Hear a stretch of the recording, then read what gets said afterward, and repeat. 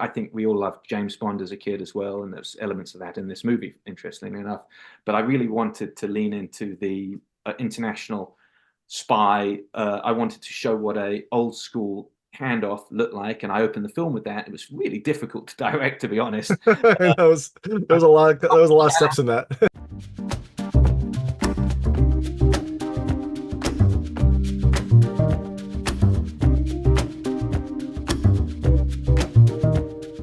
Hey everyone, it's David Stark from Watcher Pass, and I'm talking to Jesse V. Johnson, the director of Chief of Station, which is coming to theaters and on demand on May 3rd, 2024. I'm going to talk to him right now, and while you're watching, if you can subscribe to this channel, that would be fantastic. I'll spend a lot. Thank you. So, thanks so much for joining me today. I've got Jesse V. Johnson, the director of Chief of Station, which is coming to theaters and on demand on May 3rd, 2024.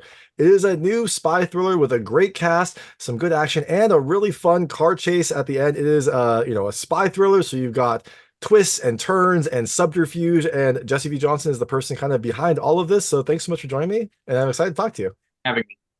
Of course. So first question, I know you more for like action. Maybe that's just because I talked to you for Hell Hath No Fury. What interested you about this film, and how did you get involved in this project? I was initially brought on with the quality of the script. I like that. I have a deep interest in the spy community and that world.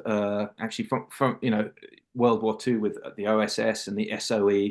The OSS was the originator, William Colby, who headed up the OSS, which was the secret service that the Americans and Canadians had during World War II. In the 1950s, as we entered the Cold War, it became the Central Intelligence Agency. And so I've had a deep interest in it. I think we all loved James Bond as a kid as well, and there's elements of that in this movie, interestingly enough. But I really wanted to lean into the international spy. I wanted to show what a old school handoff looked like, and I opened the film with that. It was really difficult to direct, to be honest. There was a lot of steps in that. Yeah, it's really tough. You have seven different people, and they would do even bigger than that, because you have to make these handoffs, and you couldn't use violence. You couldn't just walk up to a person and shoot them with a suppressed pistol like we like to think happens. It happens right under people's noses in cities, and I wanted to show how. And we've had this big. Something else that has interested me is the spy community has had a big sort of lean into the past methods of spy work. For a little while there, everyone was obsessed with electronic counterintelligence and intelligence gathering, human. But then they found out how easy it was to crack all of that. And there are kids in China, who aren't even 20 years old yet, who figured out how to find out what people, the highest agencies in the US are discussing, internal matters. And so there was this sudden revert back to using the techniques of the past, which honestly, if you read the books on World War One espionage, they were based on Napoleonic and Civil War era. It's really, really interesting. And what I found fascinating was that was making a return to spy work in the 21st century, an era where we're creating AI. We have robots that look like people. We've put people on the moon. We have this incredible sense of security and how smart we are, but then we've reverted back to Stone Age techniques when it comes to spying, because you don't want to be caught. You definitely don't use a cell phone for anything. Everything's done organically, and it's sort of, there's something rather romantic about that, and I liked it. So that I opened the film with that. Analog, that's the term I was looking for. I find it fascinating and interesting, and so I felt we could do something a little different, with that as the backdrop to it, and so it was interesting. Yeah, for sure. No, there is definitely some like fun, romantic idealism in the old way of doing kind of like espionage. And I love that opening scene. I also love the kind of like antagonistic but respectful relationship that Ben had with Evgeny. I thought that was really fun, like especially at the start when he sees, like Evgeny, Ben outsmarted him, and Evgeny just gives him like a knowing nod, or like a begrudging smile as that op is pulled off. Yeah, no, Nick Moran did a fantastic job with that role, and I needed to show these guys as more than the big deal for me all the way through was that no one should be one dimensional. No one in this film is black hat or white hat. There are shades of grey, and these characters all are layered, and they're human. You know, they have wives, they have girlfriends, mistresses. They are good. They're religious. They're not religious. They gamble. They don't gamble. They are human beings that are multifaceted and layered. And even though they're on opposite teams, there is this respect, but there's also the knowledge of the dealing with another human being. Mhm. How's your wife doing? It's your anniversary, isn't it? Yeah, it's my anniversary. You're not still gambling, are you? Because that wrecked your last marriage. And so they know enough of each other that I found that familiarity very interesting, and they absolutely would. And they address it. They address it completely in the open like that, because why wouldn't you? They've spent more time studying each other than they probably have any of their friends from their own side, and I found that amusing. I find that cool, and and quite often in life we find, if we're in competition with another film director, in my case, or a writer, or another journalist, you may know more about that person than you do some of your family members. You go, oh my God, this is kind of weird, but it's not, because you're looking to try and learn from that person, watch his mistakes, so that you can utilize that in your own. And it's not it's human nature. And I find that interesting. It's and spy work is, and the characters in Chief of Station echo that lifestyle, and I find that all superb. It's a great backdrop onto which to make a adventure movie. Yeah, for sure. And speaking of the characters, I loved the cast. Like that is the first thing that kind of like jumps out about this movie. Is this is a fantastic cast? You already mentioned Nick Maron. I loved him as a Vegni. But then you also have Aaron Eckhart and Alex Pettyfer, who are just fantastic actors and fun people to kind of headline this. How did you get them involved in this movie? Had you worked with This Aaron or Alex before? uh, uh, Steve Jones, who's phenomenal, who produced the picture, was in charge of casting. I brought in some of my team, but he brought in the headliners, and he was great with that. And we initially had Alec Baldwin. I had 6 meetings with Alec, got on very, very well with him. But it was coming up to the trial, and he was potentially going to have to be at the trial. He was at the trial. And so the Bond company said, look, if your lead character is going to have to leave for 5 days, we can't bond the movie. And so we were faced with this really awkward position of having to replace him, which was a shame. It was nothing to do with him or anything sort of exciting. It was simply the mathematics of it. So we pivoted to Aaron Eckhart about 2 weeks before filming, which at the time scared me. And that night I was like, oh my God, this is the most amazing opportunity. Alec is fabulous, but it was a very different film. There was no physicality. Was obviously for a man who was a lot older and not quite able to move in the way that Aaron is. And so I put a lot of that action back in. The car chase went in, and physical stuff went back in. Fight scenes went in, and so the film flourished from that pivot. No disrespect or anything against what it would have been, because that would have been a different kind of film, just a very different film. Personally, I enjoy the physicality of what we've done with the Aaron film. And Aaron loves to do his own stunts. He's an incredible driver, credible martial artist, strong physical athlete. We had one sequence where he's getting shot at, and when this old yogurt factory with an enormous hole in the wall, we had ropes set up, and the stuntman was going to grab one of these cables, not ropes, and slide down it, as he's, Aaron's job was to run over and put his hands on the cable. We'd cut, stuntman would be brought in, stuntman would jump out and grab the cable and slide down. So as you probably know what happened, we called action, and Aaron winked at me before we did it, ran out, grabbed it, swang all the way down. We had the camera set up for it, and we caught him do it, and we got such a telling off from the Hungarian stunt performer and the producer.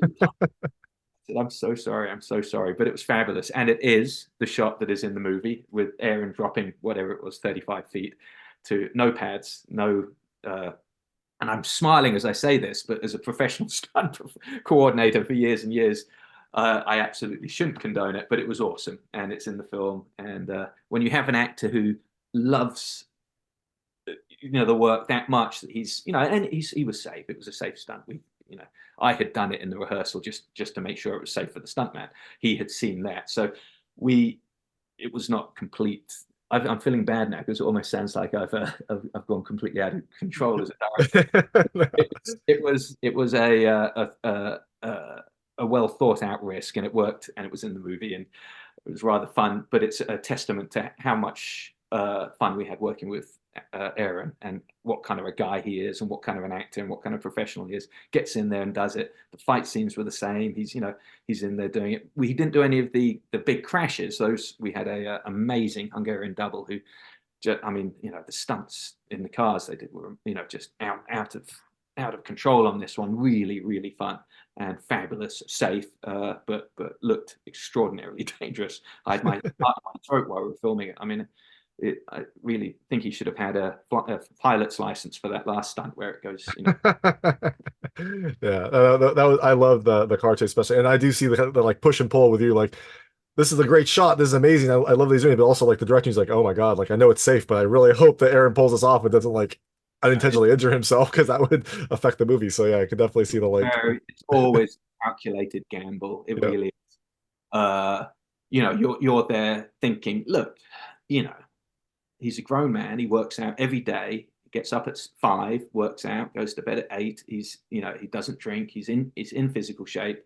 Can he make this? I can make it, and I don't keep myself in that. I'm not physically active as I'd like to be anymore. So I can do it. So let's have a look at it. Let's rehearse it. Let's figure it out. And if he does it, you film it. And then there are obvious things where it's like, okay, this is too much. This is not worth it. And the stunt coordinator will look at me and, and at that point you have a stunt double do it. At 30 years of doing this business, working from a PA and then assistant stunt and stunt coordinator and then director, second unit director, if I can't make that decision at this point, I'll never be able to make it. So, and you have people around you to weigh that decision, but it is always best if the actor is interested in doing it himself, and he really is, and it was so much fun. And when you have an actor like that in the lead role, then all of your other actors, Alex Pettyfer and Olga, they're like, no, I can do it, I can do this, I can do it. It's like, oh my God, you're always watching everything and trying to keep it safe, but also you want to give that wonderful visceral thrill to the audience where they watch and they realize it's not a stuntman keeping his back to the camera who looks kind of different, their haircut's kind of different. They actually see their actor, because now we can put the camera in front of them like we did with Aaron at this, and he's rolling and there's spark hits and bullet hits going off and explosions, and you get that thrill, because the audience is simply looking at the actors to gauge their own sense of investment. And if they feel that he's there, then their investment grows. It's an interesting thing. They can sense when you replace a face with CG, when something's not quite realistic. They can sense it. They don't mind it necessarily, and the film may still be a hit. But there's something that comes from watching the actor do a sequence that's well directed and scary and clearly nerve-wracking and endangering them. And they sense it. Tom Cruise understands this. All of the actors, Steve McQueen and Clint Eastwood, all sense this and knew this. There's something that comes when the audience watches that lead actor in a position of vulnerability, and we're all looking for that, I think. And it's easy to put a stunt double in. It's a lot more difficult to coordinate and arrange and direct that sequence with the actual actor in there looking like he's in jeopardy. Yeah, for sure. And speaking of the actors in this film, since we spoke about Hot and Fury, I was super excited when I saw Nina Bergman show up for a short scene. I wish that she had more time, but I loved seeing her cameo. Her character was so much fun. So what was it like working with her? I know that you only had a little bit of time with her, so that was probably all you could get with her. But Nina, I work with Nina whenever I can. She's brilliant. I'd worked with her quite a few times when I did Hell Hath No Fury, but she invested herself so much in that one, and it's almost sort of like it's too little to say I will always be grateful to her for that sacrifice she made for that movie, and how cutting her hair short, beating the hell out of herself every day, and just being there for me. 16 or 18 days of pickups we did. I kept calling her up saying I need one more shot. And we're now like 4 months afterwards, and she shaved her head again for that shot. It was the end shot, so it was worth it for her because it's one of her best performances in the picture. But still, I will always try and work with her, if not just because she's a great actress, because of what she, the amazing sort of debt of gratitude that I owe her for that. She was terrific. She came out for a day, played that role, did good with it. We had Daniel from Hell Hath No Fury playing the bad guy, who I think is great, phenomenal sort of throwback to the KGB bad guys who've been through it all and are now getting popular again and coming back. They've had to work for all of these other agencies, and now they're actually being state employed again now. And it's like the resurrection after the crucifixion. So and then Joseph Cannon was in here as well, who's also in Hell Hath No Fury. I was very, very happy with the cast, and I loved them. And I hope that people see this movie and they go, "Oh my gosh, if I get a good cast, my films rise so much higher than they are if there's even one person dragging you down." It's a I don't know. Yeah, I don't. It's my fault eventually for hiring the wrong person. So what Kazan said about the director: whatever faults there are with your movie, you take it on the chin because it's your fault. You shouldn't have said yes to it. You shouldn't have said yes to them. So it's an interesting thing. But yeah, it was a on Hell on a Chief of Station, and I'm so pleased you liked him. Yeah, for sure. And one other thing I was curious about, one of the more like painful scenes was an interrogation scene where they like actually stuck electrodes under the fingernails. Was that like an actual interrogation technique? I mean, I know you're a history buff, so I assume it was, but like seeing that, I was like, like that. I don't know if I could survive that kind of interrogation. Oh yeah, awful. There's a film with Gary Cooper that they do it with bamboo under his fingernails, and I always remembered it from that. And it's just like, oh my god, that's awful. Lives of a Bengal Lancer is the name of the movie, and so I wanted to do something along those lines for a little while, and I was thinking about the bamboo, but it felt too sort of like rural, and so there's something about the electric shock treatment. I grew up reading books about the Richardsons and the Crays in East End of London, which was only just overlapped a little bit before I was born. 68, they disappeared, and I was born in the early 70s, so it felt tactile to me. But I remember those guys, and that one of their favorite torture methods was the old telephone. They called it a long distance telephone call. It was a wind up trench phone that would get a charge. You'd press the button to put the call through, and it'd be wired to your testicles or your toes or your fingers. I used it in Debt Collectors, a film that I did initially. And then, something about an electric, that current, we've all been shocked at some point, and to have it under your nails is pretty gnarly. I have not read of it ever being used in that manner, and I hope not to. But yeah, you're faced with a torture sequence in a script, and it's very easy for the writer to write, and the torture sequence, they do this and that, and it sounds terrible, and then you realize it's been used in every single movie imaginable, and you have to come up with a fresh way. So you go on the internet, you're searching torture sequences, hoping that no internal state security companies. Yeah, seriously. I hope you have search safe on. There's the museum in Budapest that was near where we were filming, which was, it's next to a school, but it was basically their secret police headquarters, and they have various, torture devices there that you go look at, and you come up with something. And we came up with this one. Yes, I hope to never learn that it was used, and I certainly wouldn't want it used on myself. But yes, it's under the fingernails, which I think is just hideously, we've all done it by accident.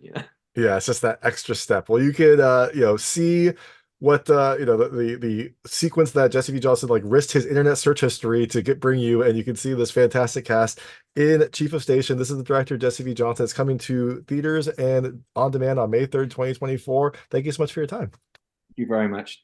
That was Jesse V. Johnson, the director of Chief of Station, which is coming to theaters and on demand on May 3rd, 2024. It is a new spy thriller with a great cast, some decent action, and a really fun car chase. If you like this interview, please like and subscribe to this channel. It helps me out a lot. Make sure all my new content goes straight to you. Thank you.